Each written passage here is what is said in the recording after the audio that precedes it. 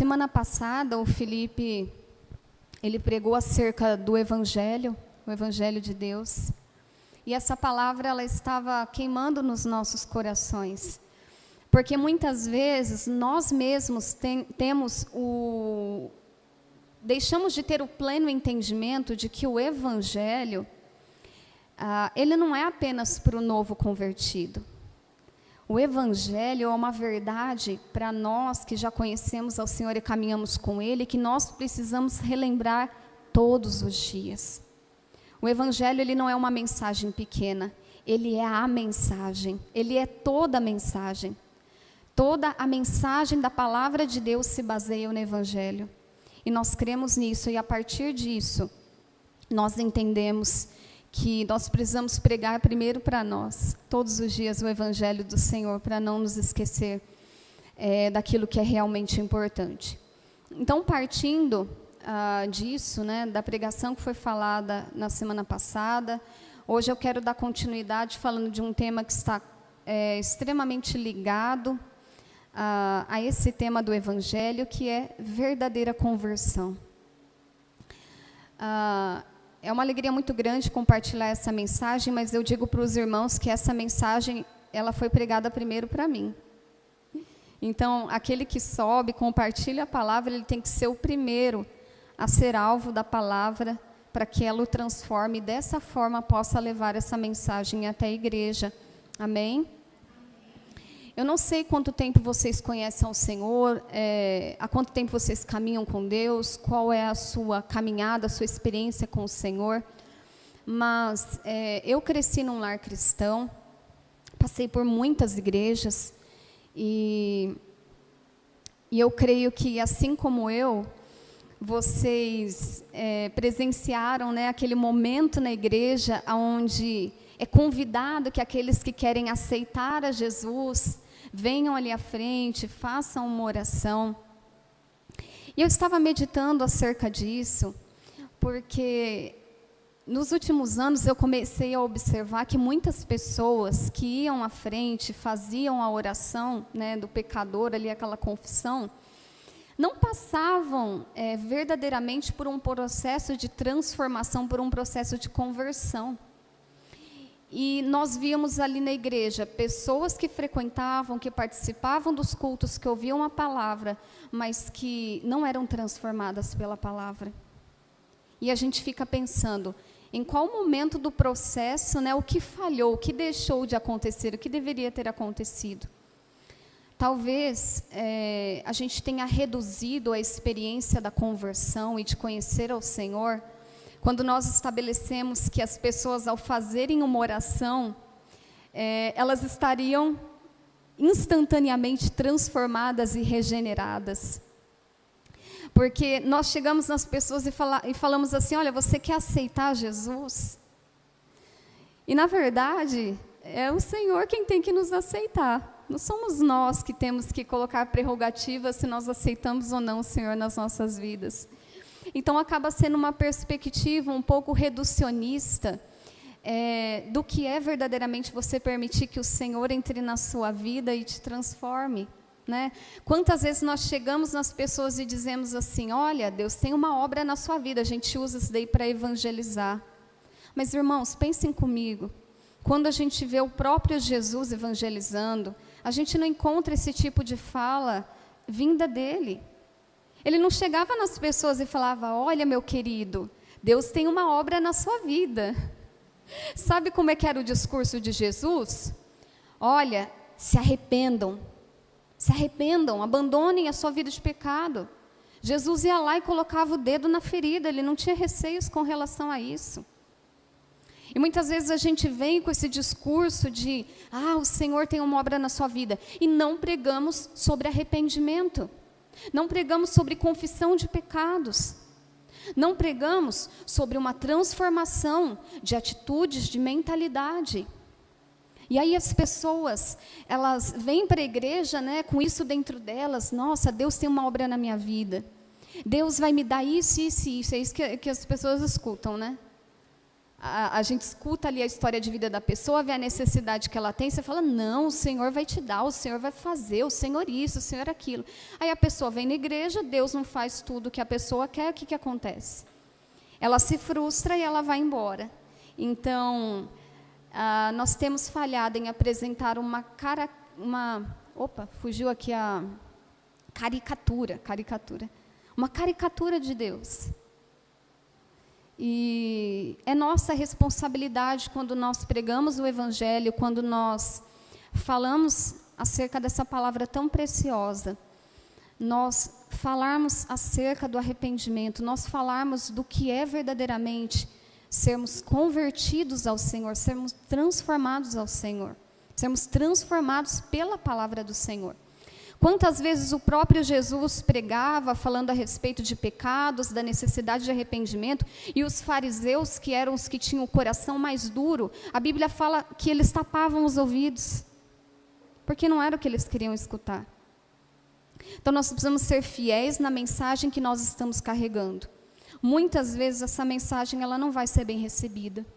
Muitas vezes não vai ser o que as pessoas querem ouvir, mas nós precisamos ter um compromisso com a palavra de Deus. Isso deve estar acima de todas as coisas.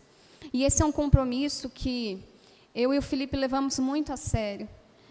Há uns anos atrás, quando às vezes nós pregávamos, às vezes a gente puxava a nossa orelha falando que a gente exortava muito na pregação.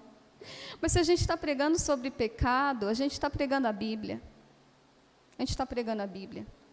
E na maior parte das vezes, irmãos, acredite, as pessoas não precisam de consolo, elas precisam de confronto. Mas é um confronto baseado no amor, sempre no amor, né? Parte disso, então parte desse princípio. Partindo desse ponto de introdução, então, eu quero trazer aqui para vocês 5 pontos de evidência daqueles que são verdadeiramente convertidos no Senhor. Amém? Fiquem comigo aqui, vamos meditar na palavra nessa noite. Abram comigo no Evangelho de Marcos, capítulo 1, verso 15. Então, eu quero trazer aqui a primeira evidência de uma verdadeira conversão na vida de uma pessoa. É que ela verdadeiramente se arrepende. Isso não significa que você nunca mais vai pecar, mas significa que você não permanece pecando. Amém? Glória a Deus. Marcos 1,15 diz o seguinte, ele dizia, chegou a hora e o reino de Deus está perto. Arrependam-se dos seus pecados e creiam no Evangelho.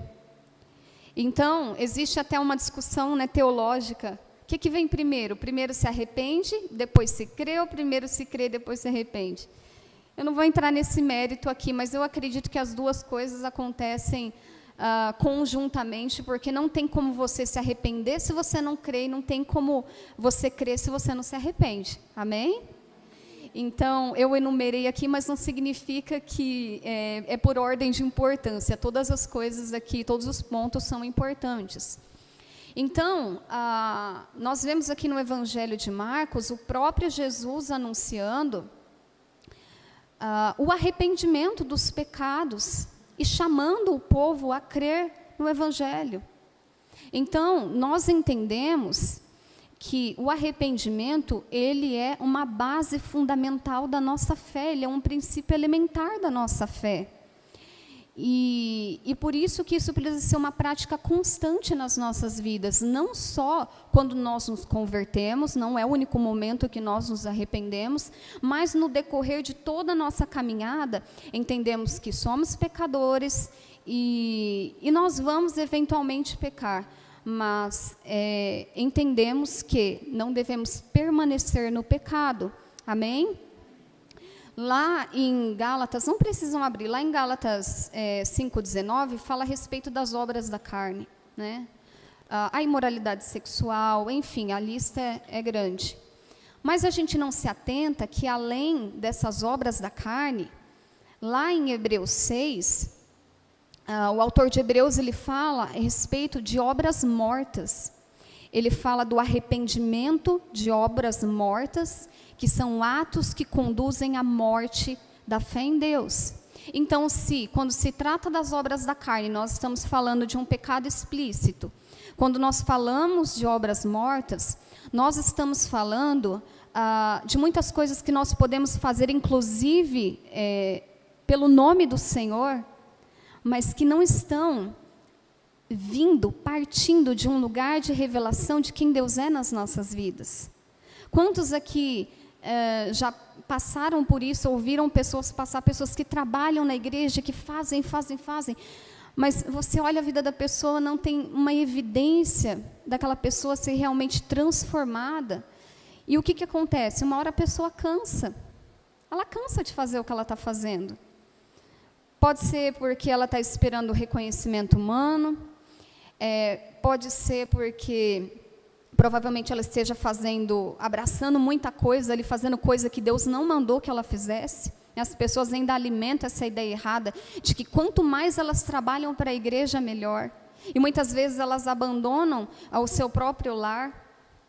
Muitas vezes elas abandonam a comunhão com a família.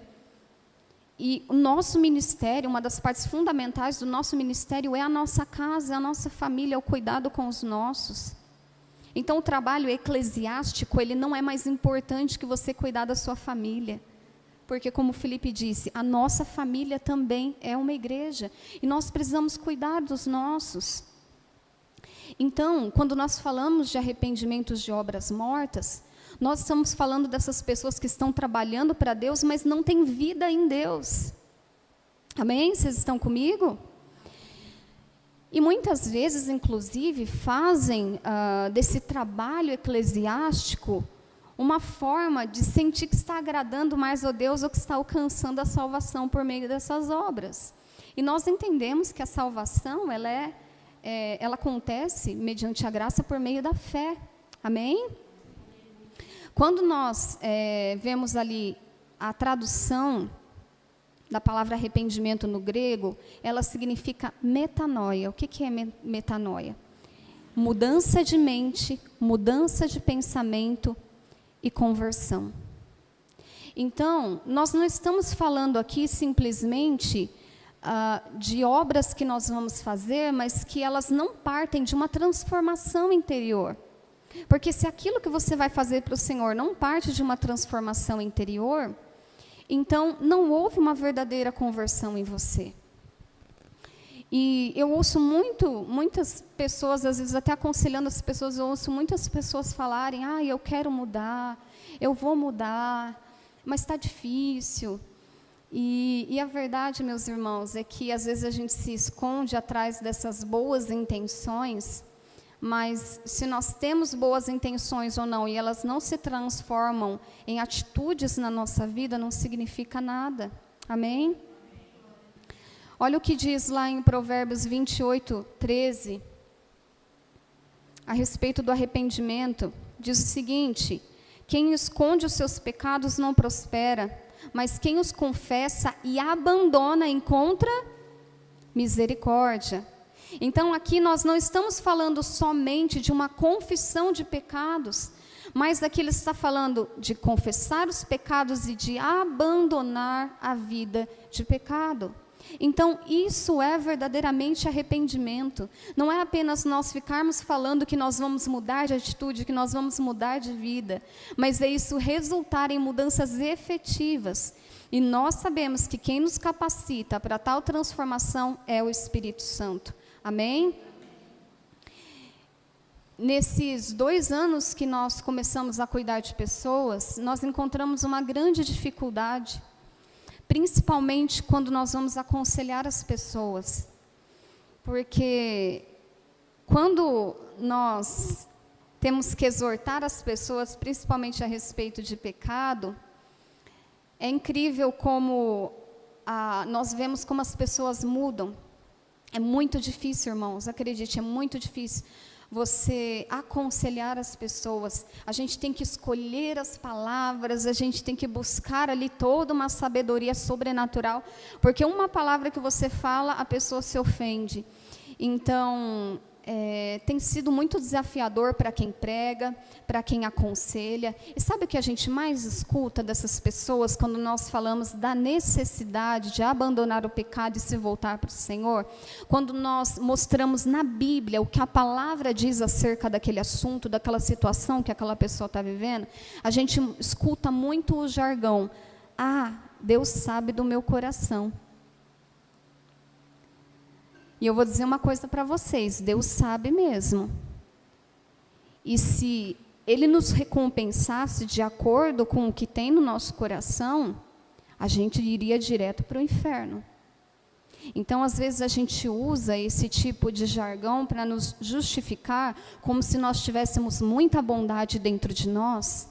Mas entendam, bom é somente Deus. Bom é somente o Senhor. Então, não use mais essa frase: não, irmão, Deus conhece o que tem no meu coração, para se auto-justificar, porque no nosso coração não tem nada bom. No nosso coração não tem nada bom. Em nós não tem nada bom. A única coisa boa que tem em nós é Cristo. Tirou Cristo, não tem mais nada de bom.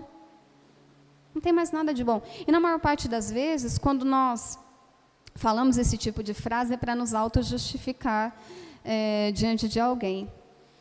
Então, o arrependimento, ele tem que ser uma prática constante na vida do cristão. É por isso que nós precisamos examinar a palavra, é por isso que crente precisa ler a Bíblia todos os dias.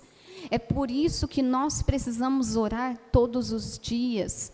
É por isso que nós precisamos também aceitar a exortação que vem do Senhor. Porque isso nos lapida, isso nos transforma pouco a pouco, é um processo. E quando nós permitimos esse trabalhar de Deus, nós vemos mais para frente o fruto disso, amém? Glória a Deus. Então, a primeira evidência daquele que é convertido é o arrependimento, amém? Arrependimento de pecados e arrependimento de obras mortas. E, conjuntamente a isso, é a fé em Deus, é crer no Senhor. Olha o que diz lá em Romanos 10:17. Esse versículo bastante conhecido por todos nós. E assim a fé vem pelo ouvir, e o ouvir pela palavra de Cristo, pela palavra de Deus. Então vamos lá. A carta aqui aos Romanos está falando que a fé, ela vem pelo ouvir. E ouvir o quê? A palavra de Cristo. Então, quando nós voltamos lá no Evangelho e ouvimos a palavra de Cristo, o que nós ouvimos ele falar? Arrependimento. Arrependimento. Jesus estava sempre chamando o povo ao arrependimento. É nisso que se baseia a verdadeira fé. Amém? Abram lá em João 6, no capítulo 6, do verso 26 ao verso 30. É uma passagem que eu compartilhei esses dias lá no grupo do WhatsApp, e que eu trouxe aqui porque eu achei bem interessante. Veio da minha leitura bíblica diária. João 6, do 26 ao 30, diz assim, aqui o contexto para vocês entenderem: havia acontecido a primeira multiplicação dos pães, tá?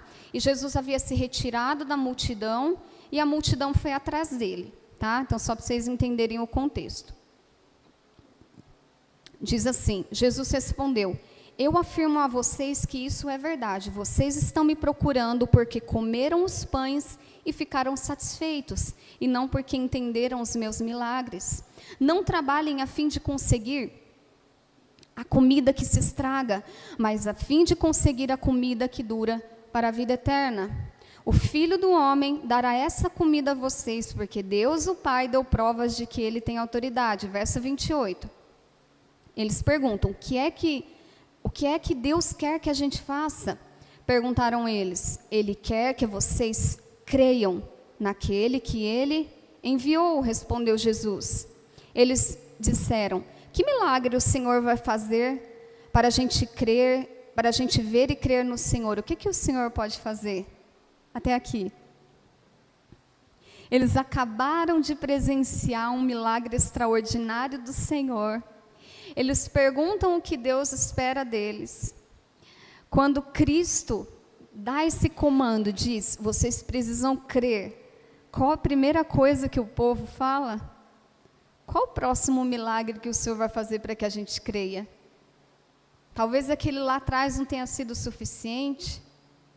Irmãos, isso me faz meditar, porque quando as igrejas, elas pregam a respeito do Senhor, apenas prometendo para as pessoas que a vida delas vão mudar e usam dessa mensagem para atrair o povo, eu fico imaginando que deva ser por isso que esses que vêm até o Senhor atrás de milagre, se comportem da forma como esse povo se comportou.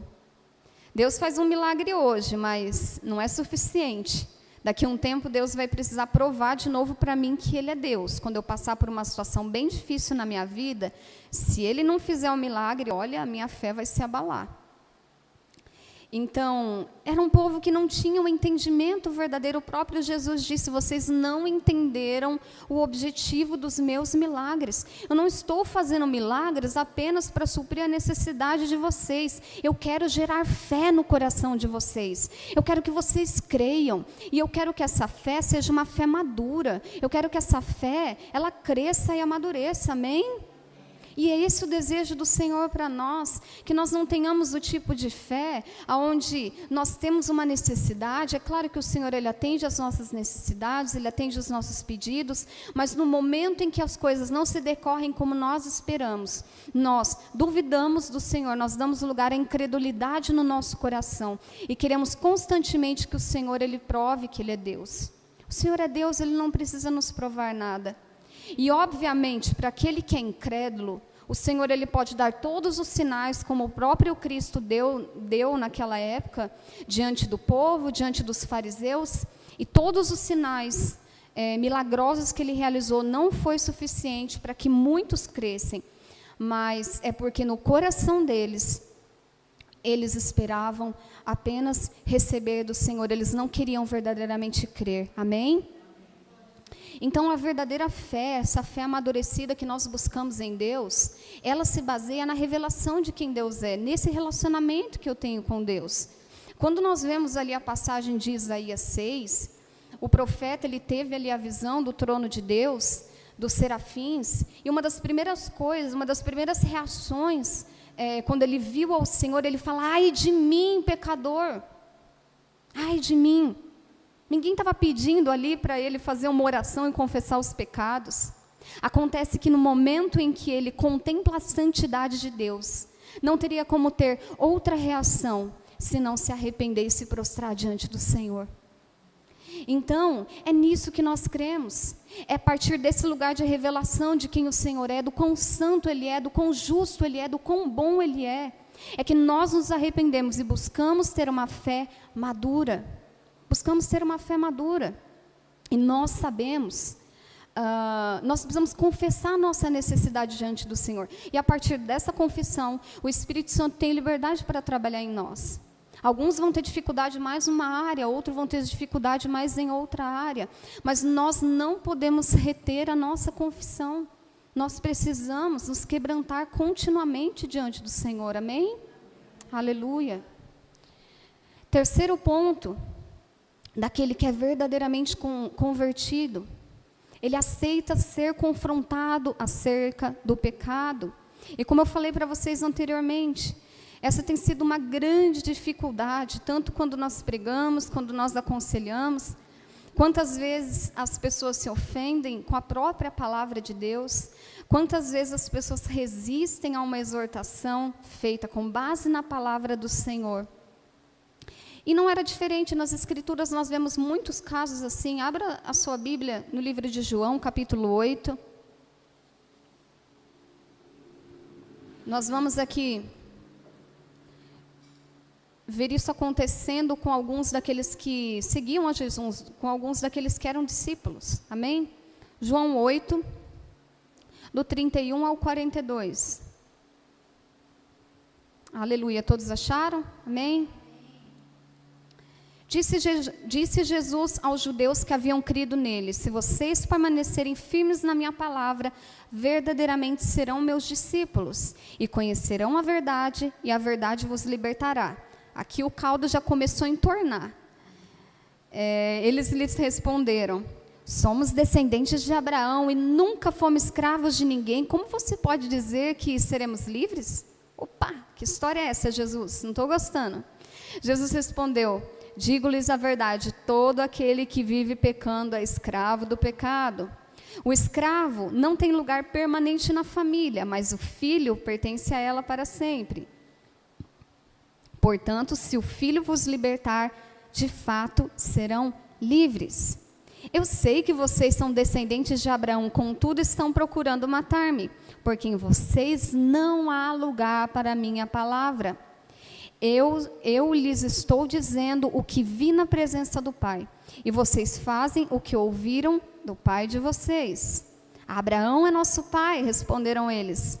Disse Jesus: se vocês fossem filhos de Abraão, fariam as obras que Abraão fez. Mas vocês estão procurando matar-me, sendo que eu lhes falei a verdade que ouvi de Deus. Abraão não agiu assim. Vocês estão fazendo as obras do pai de vocês. Aí eles protestam: nós não somos filhos ilegítimos, o único pai que temos é Deus. Disse-lhes Jesus: se Deus fosse o pai de vocês, vocês me amariam, pois eu vim de Deus e agora eu estou aqui. Eu não vim por mim mesmo, mas Ele me enviou. Amém? Nós vemos aqui que no momento em que Jesus colocou o dedo na ferida, eles começaram a se rebelar contra a palavra do Senhor. E hoje não é diferente. Irmãos, quando nós pregamos acerca de pecado e arrependimento, o Felipe falou que nós temos feito um trabalho, né, de colocar as pregações no YouTube, os cortes. Não foi uma nem duas vezes que em cortes onde falamos de pecado, aparecem os haters. Aqueles que ficam revoltados quando a gente fala acerca de pecado. Então não é uma ou duas vezes que a gente passou por isso, volta e meia aparece um lá ofendendo, brigando, enfim. Mas a gente sabe que pregar acerca disso é um desafio, mas é a nossa missão. Se um pregador, se um pastor, se um servo de Deus, se uma igreja não prega sobre pecado, não prega sobre arrependimento porque está preocupado que os membros vão ficar incomodados, porque está preocupado que as pessoas fiquem desconfortáveis ou que as pessoas deixem de frequentar os cultos, irmãos, a motivação está totalmente errada. Sabe por quê? A palavra é do Senhor, as ovelhas são dele, nós somos apenas mensageiros. E se, na qualidade de mensageiros, nós não nos comprometemos com essa verdade e falamos daquilo que o Senhor manda falar, nós vamos pagar um preço muito alto. Então, aqui a gente não está preocupado em ser popular, nem ser instagramável, não. Nós queremos simplesmente pregar o Evangelho. E o Evangelho, ele trata de arrependimento, de confissão de pecados, trata da fé, trata, sim, da exortação em amor. E é isso que nós vamos continuar fazendo, porque nós cremos que essa é a vontade do Senhor.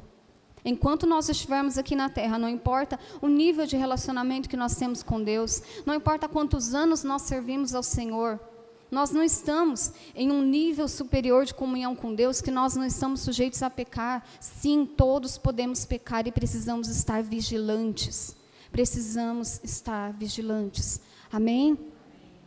E eu quero chamar a atenção de vocês, porque nesse texto de João 8, nós vemos que o tempo todo, enquanto Jesus estava apontando para eles o pecado deles, ao invés deles estarem se arrependendo e pedindo perdão ao Senhor, eles estavam cometendo outro pecado que eu chamo de pecado da autojustificação. Certa vez eu fiz uma pregação inteira só sobre a autojustificação, dá para falar muito acerca disso. Mas o que é a autojustificação? É justamente quando uma pessoa ela escuta acerca uma pregação ou uma exortação ou um aconselhamento, em que estamos falando da necessidade de arrependimento, de mudança de vida, e a pessoa ela só consegue levantar pontos do porquê que ela está se comportando daquela forma.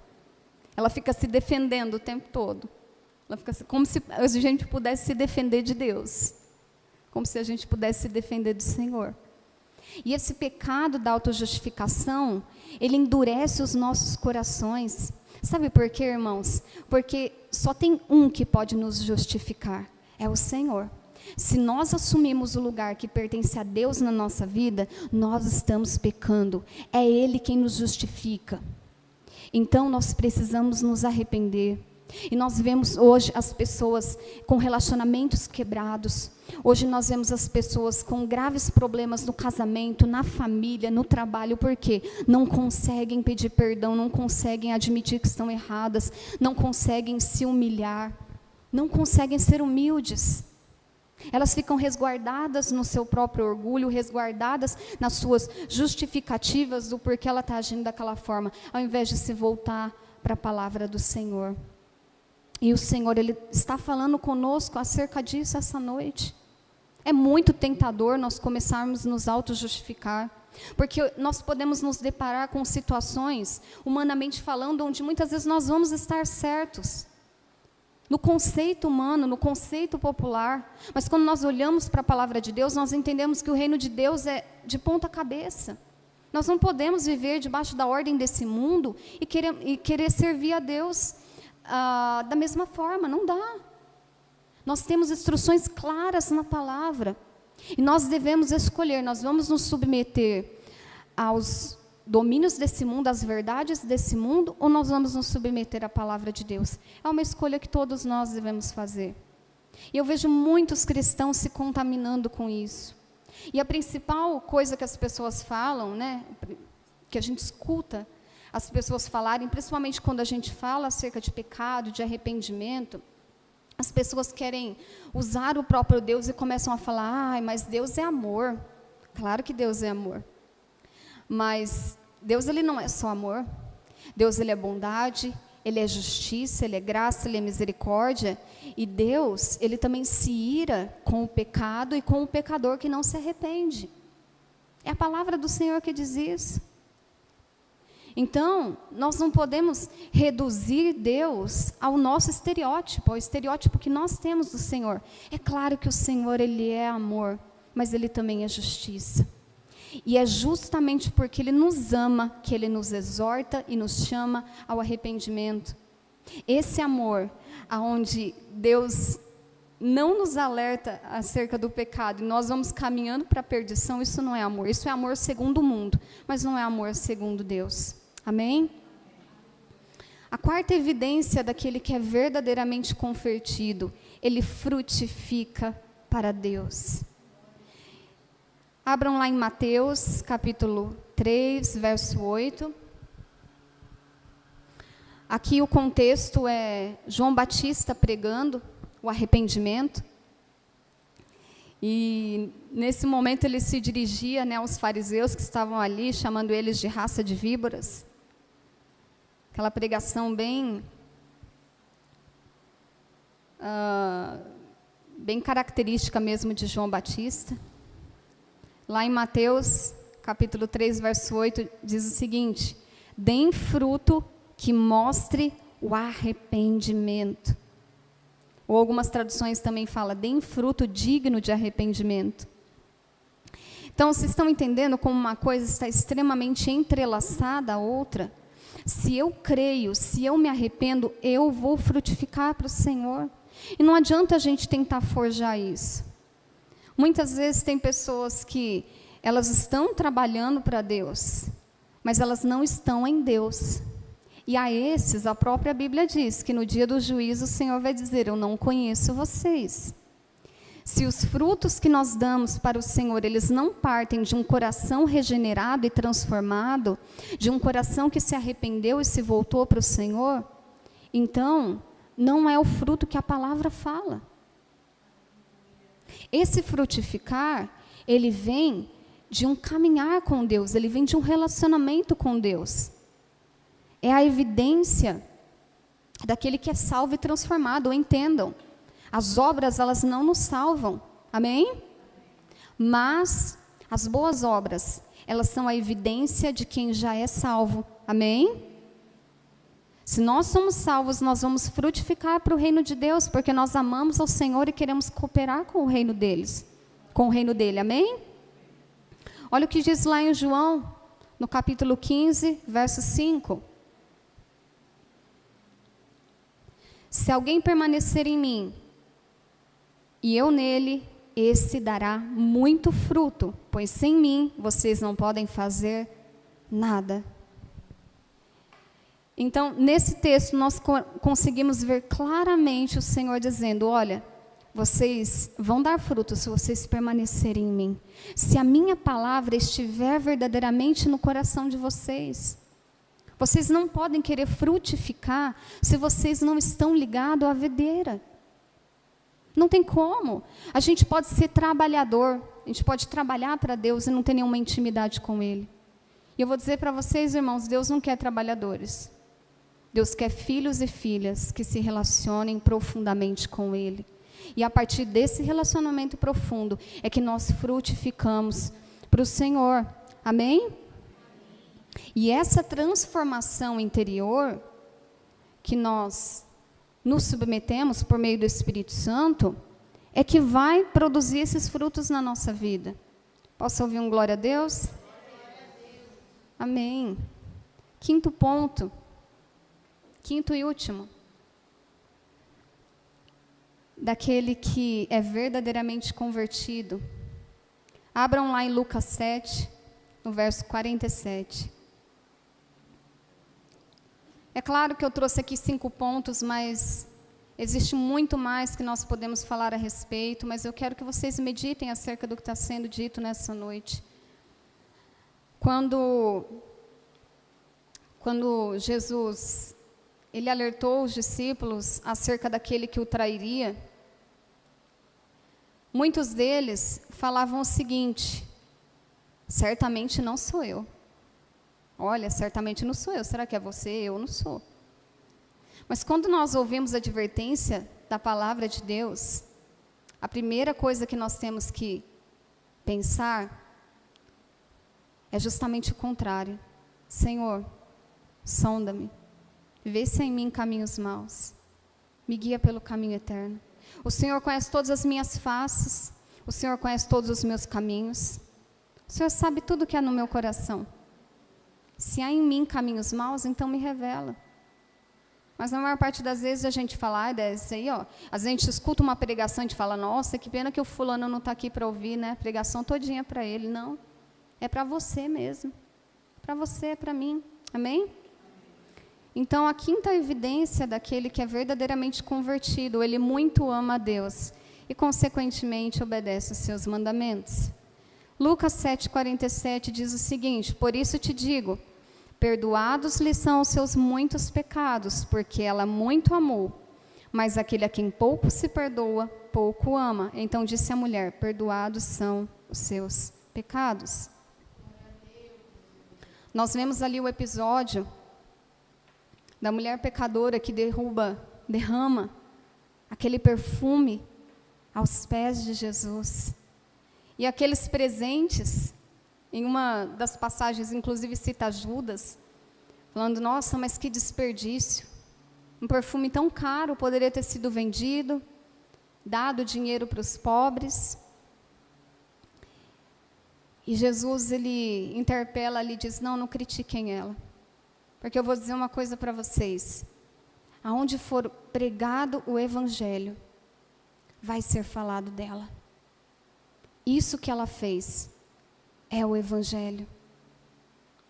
E o Evangelho é isso, é quando nós entendemos que nós não merecíamos nada.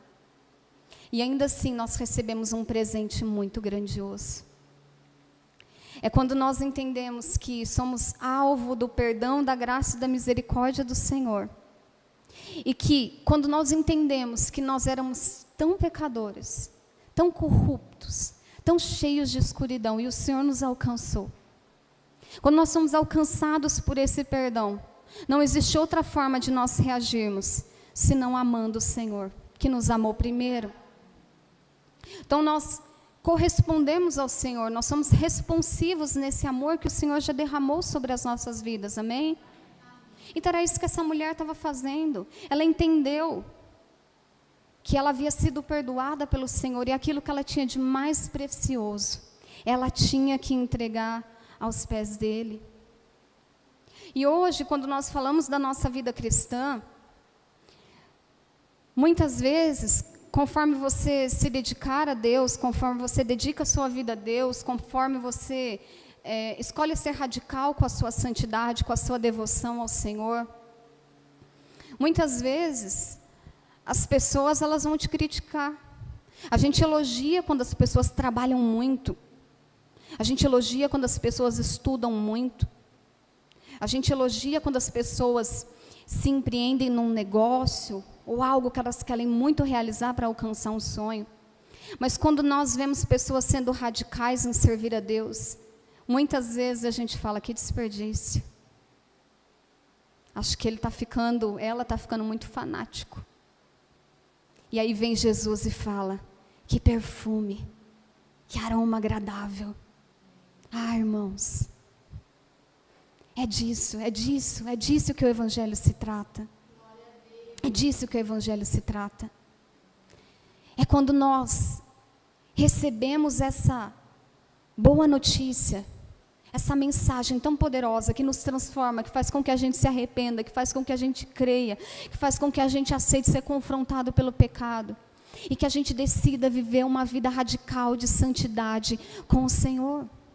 E muitas vezes as pessoas vão falar que você está gastando demais seu tempo nisso, está lendo muito a Bíblia, está orando muito, está espiritualizando tudo. E o Senhor fala, que aroma agradável, que perfume. Que o Senhor hoje nos chame para esse lugar onde nós não somente somos ouvintes da palavra. Quantas vezes nós nos tornamos, quantos anos da minha vida eu fui ouvinte? Irmãos, eu disse para vocês, eu cresci na igreja. Eu cresci na igreja, mas eu tive uma experiência de uma nova conversão há uns 4, 5 anos atrás. E não veio num momento bom da minha vida, veio num momento difícil. Mas eu entendi que aquele momento difícil foi o próprio Deus me pressionando para eu voltar para o lugar onde eu deveria estar. E eu glorifico ao Senhor por isso. Porque as aflições que eu passei não se comparam à revelação que o Senhor passou a derramar sobre a minha vida e a vida do Felipe. Eu, uma crente velha de igreja, me vi diante do Evangelho de Deus e às vezes a sensação que eu tinha era, Senhor, parece que até então eu não tinha entendido a Tua palavra. Parece que eu não tinha tido realmente um pleno discernimento do que é servir a Deus, do que é o Evangelho, de como isso tem que transformar a minha vida, de como isso tem que transformar a maneira como eu trato a minha família, como eu trato o meu trabalho, como eu trato as coisas do Senhor. E essa experiência, ela foi um ponto de partida, e eu creio que o Senhor tem mais. Então, às vezes, a gente pode estar na igreja há 5, 10, 20, 30 anos. Eu digo para vocês, irmãos, nós precisamos nos converter. Nós precisamos nos converter e sermos transformados pelo Senhor. E Deus nos chama para esse lugar onde nós permitimos que a nossa vulnerabilidade fique aparente. Vocês lembram daquela passagem do homem com a mão ressequida? Jesus pediu com que ele fosse ali na frente de todos e falou para ele estender a mão.